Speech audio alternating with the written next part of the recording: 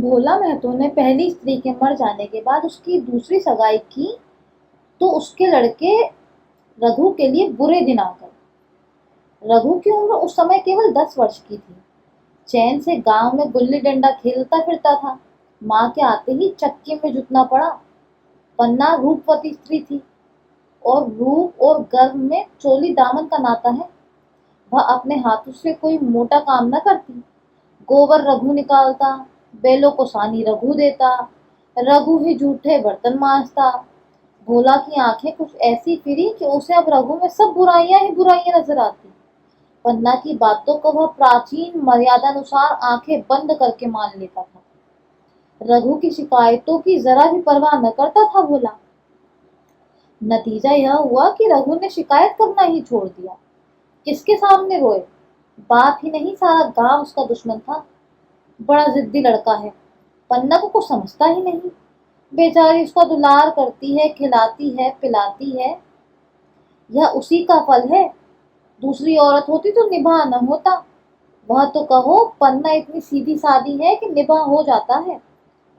सबल की शिकायतें सब सुनते हैं, निर्बल की फरियाद कोई नहीं सुनता।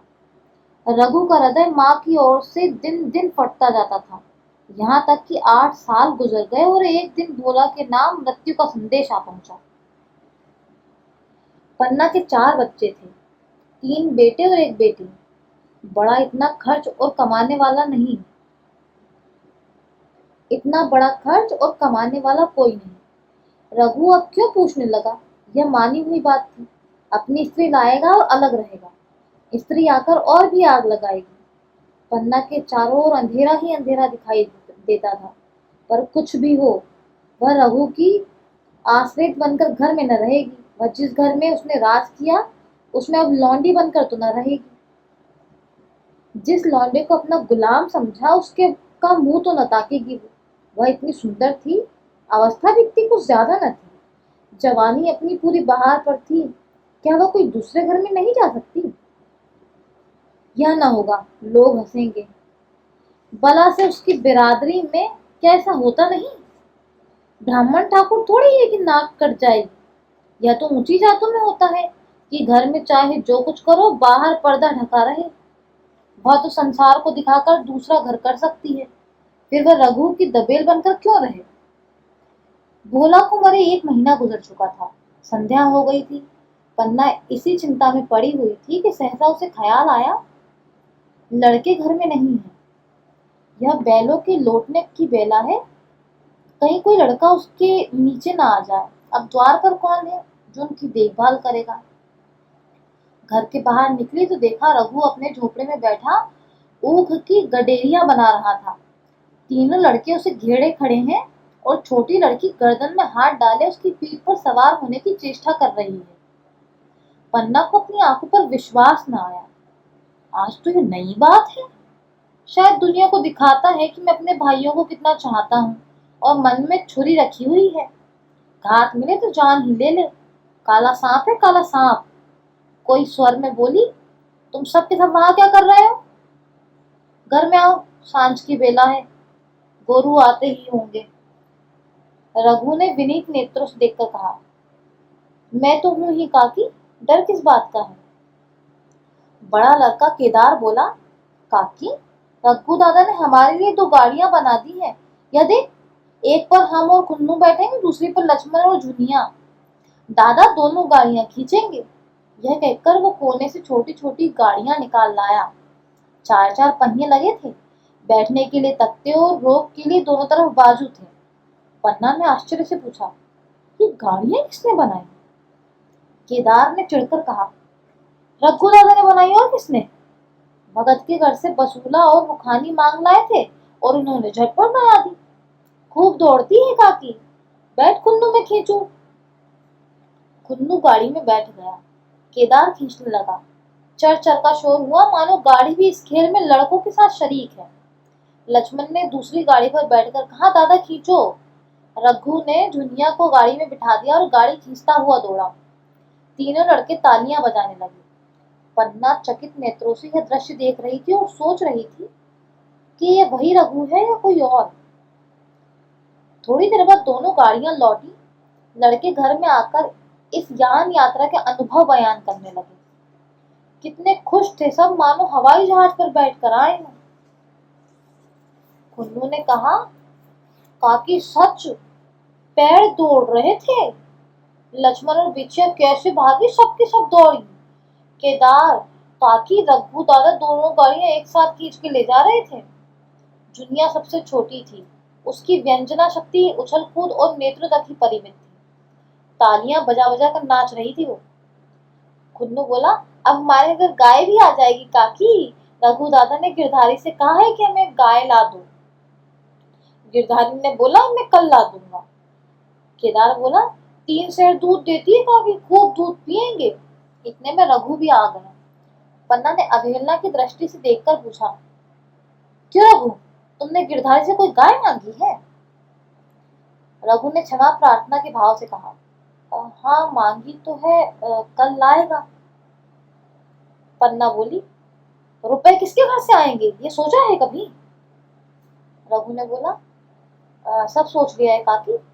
मेरी यह मुहर नहीं है, इसके 25 रुपए मिल रहे हैं, 5 रुपए बिछिया के मुजरा दे दूंगा, बस गाय अपनी हो जाएगी। पन्ना सन्नाटे में आ गई। अब उसका अविश्वासी मन भी रघु से प्रेम और सज्जनता को अस्वीकार न कर सका। बोली, मुहर क्यों बेच देते हो, गाय की अभी क्या जल्दी है, हाथ में पैसे आ जाएं तो ले लेना। सुना सुना गला अच्छा न लगेगा, इतने दिनों गाय नहीं थी तो क्या लड़के जिए नहीं? रघु दार्शनिक भाव से बोला, अब बच्चों को खाने पीने की यही दिन है काकी, इस उम्र में न खाया तो फिर क्या खाएंगे। मुहर पहनना मुझे अच्छा भी नहीं मालूम होता, लोग समझते होंगे कि बाप तो मर गया इसलिए मुहर पहनने की सूझी है। बोला, मैं तो गाय की चिंता में ही चल बसे, न रुपया आए न गाय मिली, मजबूर थे। रघु ने वह समस्या कितनी सुगमता से हल कर दी। आज जीवन में पहली बार पन्ना को रघु पर विश्वास आया। बोली, जब गहना ही बेचना है तो अपनी मुहर क्यों बेचोगी, मेरी हंसली ले लेना। रघु ने बोला, नहीं काकी, वो तुम्हारे गले में बहुत अच्छी लगती है, मर्दों का क्या, मुहर पहने या ना पहने। पन्ना बोली, चल, मैं बूढ़ी हुई, मुझे अब हंसली पहनकर क्या करना है, तू अभी लड़का है, तेरा सूना गला अच्छा न लगेगा। रघु मुस्कुराकर बोला, तुम अभी कैसे बूढ़ी हो गई, गांव में कौन तुम्हारे बराबर है। रघु की सरल आलोचना ने पन्ना को लज्जित कर दिया। उसके रूखे मुरझाए मुख पर प्रसन्नता की लाली दौड़ गई। 5 साल गुजर गए। रघु का सा मेहनती, ईमानदार, बात का धनी दूसरा किसान गांव में न था। पन्ना की इच्छा के बिना कोई काम न करता। उसकी उम्र वह अब 23 साल की हो गई थी। पन्ना बार बार कहती, भैया बहू को विदा करा लाओ, कब तक नेहर में पड़ी रहेगी। सब लोग मुझी को बदनाम करते हैं कि यही बहू को आने नहीं देती। मगर रघु टाल देता, कहता कि अभी जल्दी क्या है। उसे अपनी स्त्री के रंग ढंग का कुछ परिचय दूसरों से मिल चुका था। ऐसी औरत को घर में लाकर वह शांति में बाधा नहीं डालना चाहता था। आखिर एक दिन पन्ना ने जिद करके कहा, तो तुम न लाओगे? रघु ने कहा, कह दिया कि अभी कोई जल्दी नहीं है। पन्ना ने बोला, तुम्हारे लिए जल्दी ना होगी, मेरे लिए तो जल्दी है, मैं आदमी भेजती हूँ। रघु ने कहा, पछताओगी काकी, उसका मिजाज अच्छा नहीं है। पन्ना ने कहा, तुम्हारी भला से, जब मैं उससे बोलूंगी ही नहीं तो क्या हवा में लड़ेगी, रोटियां तो बना लेगी कम से कम। मुझसे भीतर बाहर का सारा काम नहीं होता, मैं आज बुलाए लेती हूँ। बुलाना चाहती हो तो बुला लो, मगर फिर ये नहीं कहना कि मेहरिया को ठीक नहीं करता, उसका गुलाम हो गया है। हाँ नहीं कहूंगी, जाकर 2 साड़ियां और मिठाई ले आ। तीसरे दिन मूलिया मैके से आ गई। दरवाजे पर नगाड़े बजे, शहनाइयों की मधुर ध्वनि आकाश में गूंजने लगी।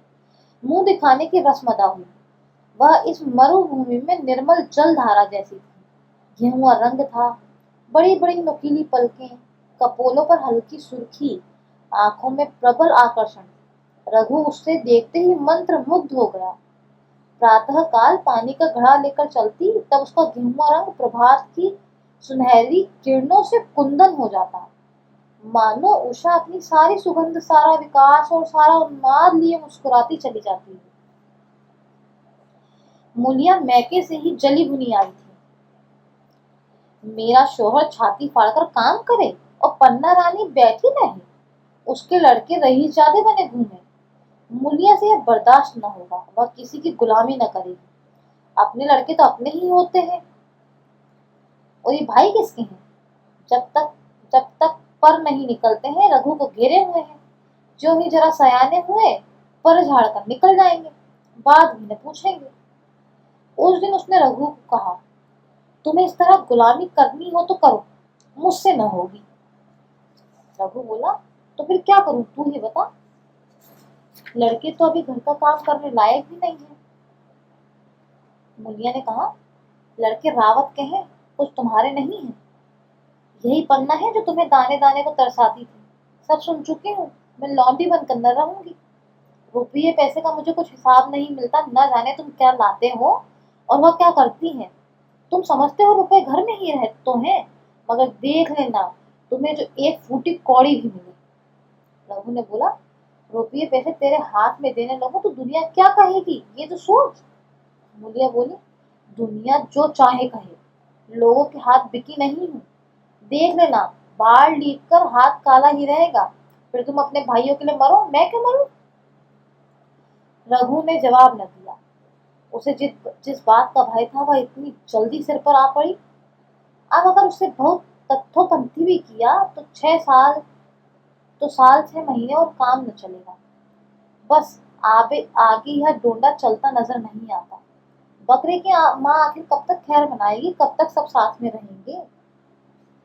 एक दिन पन्ना ने महुए का सुखावन डाला। बरसात शुरू हो गई थी, बखार में अनाज गीला हो रहा था। मुलिया से बोली, बहू जरा देखती रहना, मैं तालाब से नहा आऊं। मुलिया ने लापरवाही से कहा, मुझे नींद आ रही है, तुम बैठकर देखो, एक दिन न नहाओगे तो क्या होगा। पन्ना ने साड़ी उठाकर रख दी, नहाने न गई। मुलिया का वार खाली गया। कई दिन के बाद एक शाम को पन्ना धान रौब कर लौटी, अंधेरा हो गया था। दिन भर की भूखी थी, आशा थी बहू ने रोटी बनाकर रखी होगी, मगर देखा तो यहाँ चूल्हा ठंडा पड़ा हुआ था और बच्चे मारे भूख के तड़प रहे थे। मुलिया ने आहिस्ते से पूछा, आज भी चूल्हा नहीं जला? केदार ने कहा, आज दोपहर को भी चूल्हा नहीं जला काकी, भाभी ने कुछ बनाया ही नहीं। पन्ना बोली, तो तुम लोगों ने खाया क्या? केदार बोला, कुछ नहीं, रात की रोटियां थी, खुन्नू और लक्ष्मण ने खाई, मैंने तो सत्तू खा लिया। पन्ना बोली, और बहू? केदार बोला, वह तो पड़ी सो रही है, कुछ नहीं खाया। पन्ना ने उसी वक्त चूल्हा जलाया और खाना बनाने बैठ गई। आटा गूंथती थी और रोती थी, क्या नसीब है, दिन भर खेत में जली, घर आई तो चूल्हे के सामने जलना पड़ रहा है। केदार का 14वां साल था। भाभी के रंग ढंग देखकर सारी स्थिति समझ रहा था। बोला, काकी, भाभी अब तुम्हारे साथ रहना नहीं चाहती। पन्ना ने चौंक कर पूछा, क्या कुछ कहती थी? केदार बोला, कहती कुछ नहीं थी, मगर है उसके मन में यही बात। फिर तुम क्यों नहीं छोड़ देती? जैसे चाहे रहे, हमारा भी भगवान है। पन्ना ने दांतों से जीभ दबाकर कहा, चुप, मेरे सामने ऐसी बात भूल कर भी न करना। रघु तुम्हारा भाई नहीं, तुम्हारा बाप है। मुलिया से कभी बोलोगे तो समझ लेना जहर खा लूंगी।